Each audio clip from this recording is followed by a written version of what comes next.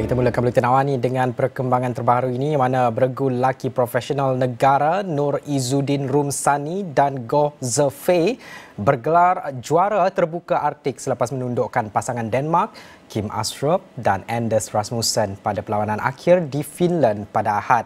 Dalam perlawanan sengit di Vantaan Energia Arena, pasangan di kedudukan ke-8 dunia dilihat beraksi kurang rancak apabila mudah ditewaskan 15-21 pada set pertama.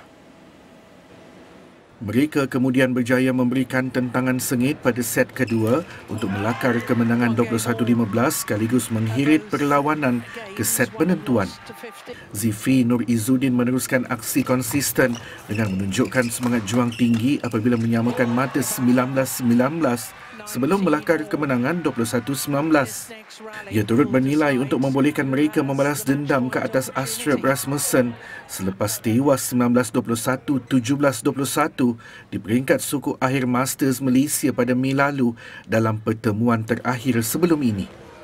Kemenangan penuh debaran ini membolehkan mereka membawa pulang wang tunai $33,180 Amerika. Gandingan negara yang keluar dari naungan Persatuan Badminton Malaysia BAM sejak 1 September lalu itu sebelum ini menjuarai terbuka Jepun dan terbuka China.